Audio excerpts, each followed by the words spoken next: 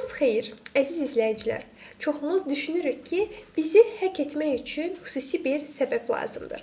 Amma əslində sadəcə diqqətsiz olmaq kifayətdir. Bir klik, bir zəng, bir mesaj və sizin bütün məlumatlarınız başqasının əlində ola bilər. Bugün Cyber'ın podkastda danışacağıq ki, insanlar özlərini necə bilmədən risk atırlar və bundan necə hansı bir şəkildə qoruna bilərlər. Qonağımız kiber təhlükəsizlik üzrə mütəxəssis Elay Əliyevdir. Xoş gəlmisiniz Elay bəy. Hər vaxtınız xeyir olsun, xoş gününüzə gələk. Çox sağ olun və biz bu günləri müxtəlif suallarla bu mövzunun ətrafında danışacağıq. İlkin sualım budur ki, sizin təcrübənizdə insanlar ən çox hansı sadə səhvlərlə özlərini risk atırlar? Hamının etdiyi, amma fərqində olmadığı o kiçik nüans nədir? Bir neçə nüans var, mən bunlara çalışacağam bir-bir toxunum. Ən birincisi sadə və təkrarlanan şifrələrdir ki, bu günümüzdə hələ tam bitmir. Bəli, 1, 2, 3, 4, 5, 6 şifrəsi. 1, 2, 3, 4, 5, 6 şifrə sözü İngiliscə password kimi yazırlar. Ad soyadımız. Ad soyadımız, bəzilərində doğum tarixini əlavə eləyir. Halbuki doğum tarixi və şəxsi məlumatlar bölüşəndə çox belə parlaq şəkildə bölüşürük ki, bizim doğum tariximiz falan tarixdədir. Bunlara yol verməmək. Bu biridir. Sonra phishing, həmyerlilərimiz biz çox ürəyi açığıq, sadə aldadıcı mesajlara tez inanırıq. Bu phishing məruz qalmaqdır, bu sosial phishingə məruz qalırıq nəticə etibarilə. Ki, adi bir klik, adi bir səhv mesaj, yəni aldadıcı mesaj nəticəsində fərdi məlumatlar sızır. Kiçik qarşıya çıxaraq bir fərdi məlumatlar barədə də siyahısını təqdim edək dinləyicilərimizə ki, bunlar addır, soyaddır, doğum tarixidir, şəxsiyyət vəsiqəsinin üzərində olan məlumatlardır ki, bu dəqiqə şəxsiyyət vəsiqəsinin şəklini mənə at, çox belə parlaq yayılıb, geniş yayılıb. Bu yaxşı hal deyil, biz bunu bir mütəxəssis olaraq yaxşı qəbul eləmirik. Bu cür. Sonra 2 faktorlu təsdiqləmə ki, məsələn, hər hansı bir hesabınız varsa, bu bank hesabı ola bilər, mail hesabı ola bilər ki, application-a aid ola bilər ki, orada bir ikili faktorlu təsdiqləmə olsun. İndi biraz daha geniş danışacağıq bunun haqqında. Sonra açıq Wi-Fi şəbəkələridir ki, o restoranlardır, kafelərdir, hava limanlarıdır. Məsələn, bulvarda da internet var, açıq şəbəkədir, rahat hər kəsin qoşulduğu. Bəli, hər kəsin qoşulduğu sadə şəbəkələrdir. Orada məlumat təhlükəsizliyi riski çoxdur və qorunma imkanları isə çox aşağıdır. Həmçinin proqramları yeniləmək. Məsəl üçün, bugünkü nəzəriyyədə də, həmçinin praktikada da ekspertlərimiz təbliğ edir ki, proqram təminatı update istədirsə, yenilənmə istədirsə, onu eləmək lazımdır. Onu çox uzatmaq olmaz. Birdən, məsəl üçün, xəttə çıxırlar, əlaqə yaradırlar, deyirlər ki, biz dəstək lazım, məsafədən daxil oluruq, baxırıq ki, sistem pis işləyirdi. Onu birdən baxanda ki, son update tarixi açandır, baxıb görürük ki, bu kompüter bir həftədir, bir ayda update istəyir, hər dəfə update-də də user-una deyir ki, mənim indi vaxtım yoxdur, sabaha qalsın və s. işdən tez çıxmalıyam, təzə işə gəlmişəm, xeyli iş görməliyəm. Biz o ay sürəti salır aşağı və s. Bu yol verilməzdir. Update istədirsə sistem, hər hansı istəyir, telefon olsun, kompüter olsun, onu update eləmək dərhal lazımdır. Həm bunda vaxt az gedir. Çünki tez-tez update olanda update həcmi də az olur və yaxşı nəticədə olur. Telefon da yaxşı, telefon, mobil resurs, istəyir kompüter olsun, fərq etməz. Yaxşı işləyir. Bir növdə riskin qarşısını almış oluruq update-ləri vaxtında etməklə. Sonra tanımadığınız proqramdır, fayldır, bunları yükləməkdən qaçınmaq ki, bəzən olur istifadəçilərdə bir yükləmə maniyası olur. Hər şey baxım, hər şeydən maraqlanın, görün bu nədir, görün bu nədir. Onu yükləməzdən qabaq bir araşdırmaq, forumlara baxmaq, rəsmi saytından yükləmək ki, bu da boşluqlardan biridir. Bir nüans da var, onu da deyim ki, kilit. Ki, kompüteri, telefonu məsləhəti ki, kilidə qoymaq. Bəzən baxırsan ki, iri şirkətlərdir, yəni bir əməkdaşdır, yaxşı məsuliyyəti var. Necədir? Yaxşı mənada da yaxşı məsuliyyəti var, rəhbəri ona etibar eləyir və s. Amma ayağa bir dənə rəhbərlik çağırır, ayağa durub gedəndə o screen lock aktiv deyil. Yəni ayağa duranda Allahın o Windows'da win eli vurmuyub ki, aktiv deyil. Bu da sızma yarada bilər, kimsə təzə gələn bir işçi ola bilər, nəsə bir mənfi niyyət ola bilər. O həm vaxt onun kompüterinə daxil ola bilər və ondan istifadə edib hər hansı bir zərər yetirə bilər. ki, sonra heç kəsə nə sübut eləmək olmaz da ki, bunu kim eləyib, düzdür? Bəli, bəli. O belə nüanslar bu ən çox təkrarlanan vətəndaşlar tərəfindən olan bir nüanslardır. Bəli, təşəkkür edirəm. Növbəti sualım bundan ibarətdir ki, real həyatda gördüyünüz ən maraqlı və gözlənilməz kiber hücum nümunəsi varmı? Varsa hansıdır?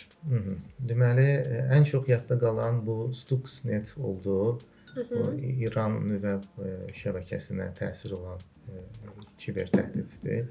Ki, orada fərqi üstünlüyü ondan ibarətdir ki, internet şəbəkəsinə əlaqəsi olmayan bir sistemə daxil olmuşdu kiber cinayətkar.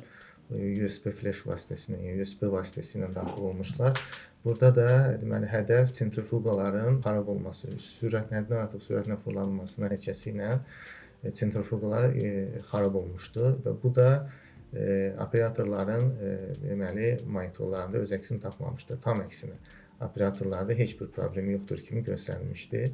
Bu idi yadda qalan. Sonra gəlir deməli Target Data Breach adlı bir kiber təhdid var idi ki, burada da birbaşa targetə yox, targetin deməli birbaşa targetə yox, kondisioner xidmət şəbəkəsinə müdaxilə vasitəsilə əsas dataya giriş əldə etmişdilər. Burada da 40 milyondan çox kredit kartı məlumatları oğurlanmışdı.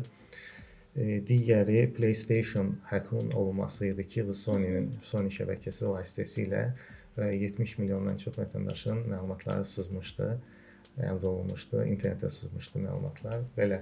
Yəni burada da görsənir ki, baxmayaraq ki, o bir oyun şəbəkəsidir, amma o dərəcə, yəni fərdi məlumatlara o qədər sızırlar ki, bu müasir oyunlar. O hamısı kommersiya sirridir. Yəni inkişaf elətdirmək üçün də, yəni oyunu inkişaf elətdirmək üçün fərdi məlumatı əldə edirlər. Arxa fonda bunlar çalışır. O cinayətkarlar da ondan istifadə eləmişdi.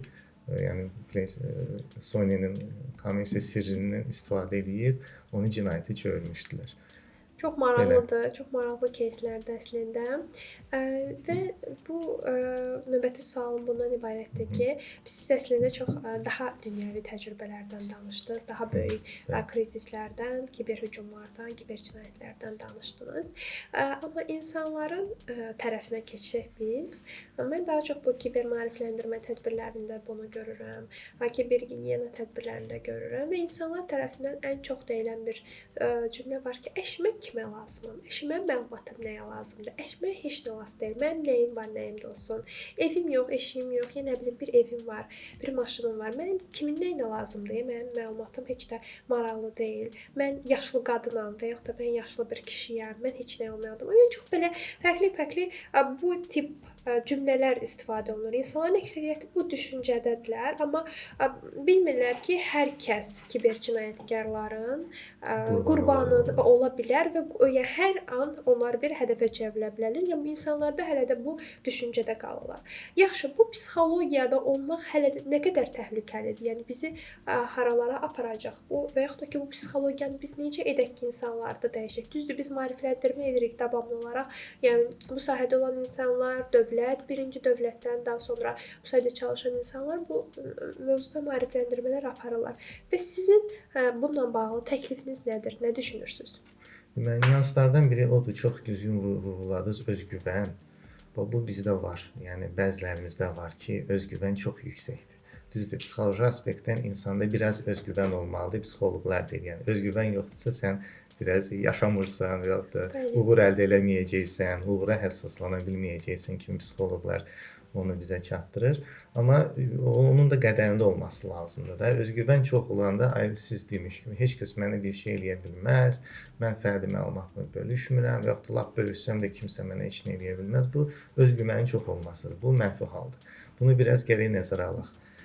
Həmçinin risk anlayışını düzgün qiymətləndirmək. Bəziləri risk deyəndə qorxurlar, oradan hücum, buradan hücum, görəsən onu paylaşdın, belə olar filan.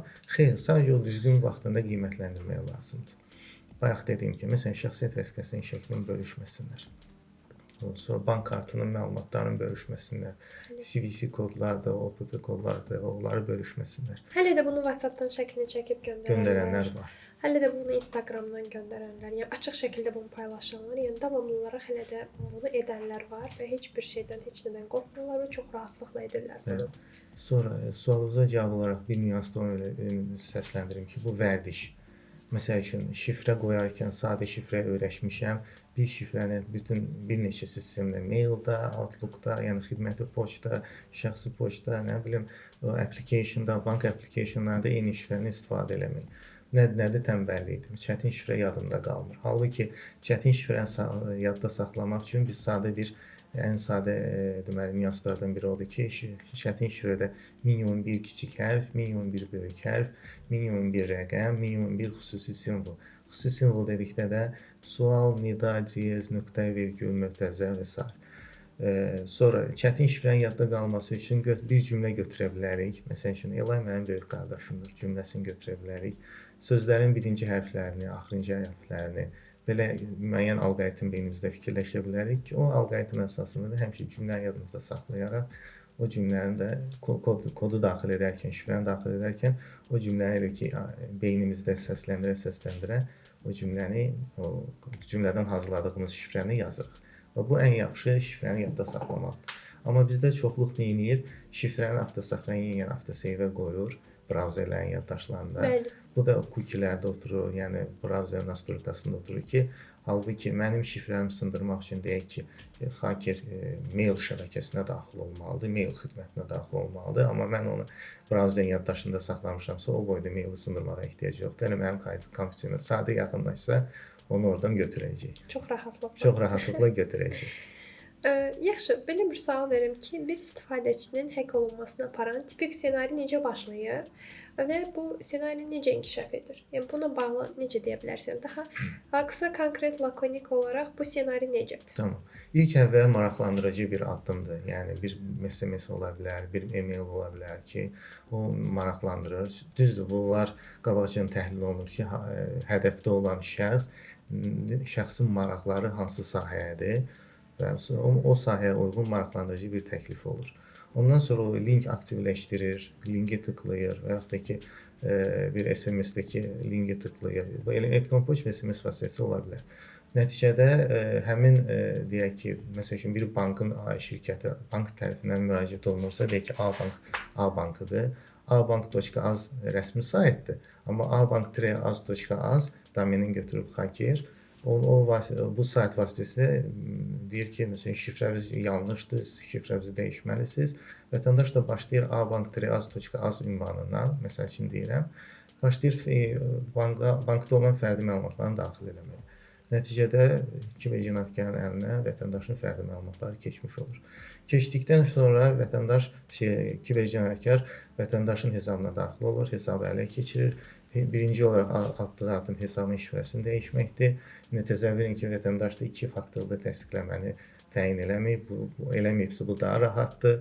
Eləyibsə bir mərhələdə onu anladır ki, 2 faktorlu təsdiq kodunu da göndərsin. Vətəndaş da 2 faktorlu təsdiq kodu göndərir. Artıq sistem e-maildir, hesabda, bank hesabı da ələ keçib. Bank hesabıdırsa burada başlayır ödənişlər eləməyə, başlayır pul qurtarmağa, istismar eləməyə, mailsə, yaxud da telefonsa başlayır SMS-lər göndərməyə ki, mənə pul göndərin və s. belə bir şeylər olur. Belə addım inkişaf edir, axırda da yəni idarəetmədən çıxır da o hesab. Beləliklə də hər şey burada başlayır. Hər şey burada başlayır. Demək, növbəti sualım belədir ki, əgər bir insan artıq risk altındadırsa, bunu hansı siqnallardan anlaya bilər? Yəni ilk siqnal hardadır, necədir, necə baş verir? İlk əvvəl əgər risk varsa, sizə belə yanlış SMS-lər gəlibsə, maraqlandırıcı SMS-lər gəlibsə, siz baxıb görürsünüzsə, o bayaqki bank misalı ki, bu domenində kiçik fərq var, bir simvol fərq olsa belə görürsünüz ki, bu başqa bankdır. Artıq mənbəyə müraciət edib soruşmaq, istəyir call center vasitəsi, istəyir rəsmi e-mail vasitəsilə soruşmaq ki, mənə belə bir SMS gəlib, belə bir mail gəlib, həqiqətənmi bu bank göndərib, məsələn. Onda artıq birinci addımda siz bunu qarşılamış olursunuz. Bu bir tərəf. Digər tərəfdən istəyir telefon olsun, istəyir kompüter, görürsünüz ki, resurs çox yeyir. Bu pitaniya da ola bilər, internet də ola bilər, internet resursu, megabaytlar çox gedir. Telefonlarda görmək olur da ki, megabaytlar ən çox nəyə sərf olunur? Bu YouTube-dur, hansı application-dur və s. Buna fikir vermək lazımdır. Hələ başqa ən çox hələ budur, belə deyək. Ən çox hələ bunlar. Ən çox bunlar üzərindən istifadə olunur. Yaxşı, biz artıq podkastımızın sonuna doğru yaxınlaşırıq və mən sizə sonuncu sualı ünvanlayıram. Bu gün hər kəsin dərhal etməli olduğu 3 kritik təhlükəsizlik addımı nədir? 3 ən əsas nəyi tövsiyə edirsiniz? Birinci olaraq şifrə məsələsidir ki, bu əvvəldə qeyd etdik. Çətin şifrələr qoysunlar, hər sistemdə bir müxtəlif şifrə qoysunlar. Şifrə qoyarkən şifrələri də paylaşmasınlar. Bəzən şifrəni də şəklini çəkib şəkil kimi telefonlarında saxlayırlar, kompüterlərində saxlayırlar, bunu eləməsinlər. İkinci nüans 2 faktorlu təsdiqləmədən istifadə eləsinlər. Bu böyük müdafiə üsullarından biridir. Üçüncü də deməli şəxsi məlumatları çox bölüşməsinlər. Təşəkkür edirəm. Çox sağ olun Halay bəy. Çox xoş oldu sizlə podkast və bu günləri biz anladıq ki, təhlükə həmişə uzaqda deyil, çox vaxt bizim yanımızdadır və biz bunu bəzən hiss etmirik. Öz davranışlarımızın içindədir. Başqalarından nə isə gözləmək lazım deyil. Öz davranışlarımıza və öz fəaliyyətlərimizə fikir verməliyik ki, hər hansısa bir təhlükədən uzaq olaq. Bu günləri bizi yəni qoruyan tək şey texnologiya deyil, bizim özümüzə olan diqqətindəndir. Bizim özümüzə olan hansısa bir hərəkətlərindən dolayı gəlir. Təşəkkür edirəm. Var olun bugünkü buraxılışımız üçün. Mən də öz təşəkkürümü bildirim icazənizlə sizə ki, həm məni dəvət eləmisiniz studiyamıza. İkinci təşəkkürümü bildirirəm ona görə ki, bunu həftə sonuna salmısınız. Həftə ərzində yəni bizim özünüzü bizə görə, yəni öz qrafikimizi hazırlamısınız. Üçüncü də təşəkkür edirəm ki, bu kiber gigiyenada, kiber maariflənmədə böyük bir iş görürsünüz. Çox sağ olun. Təşəkkür edirəm. Cyber podkastda görüşənədək. Hələlik.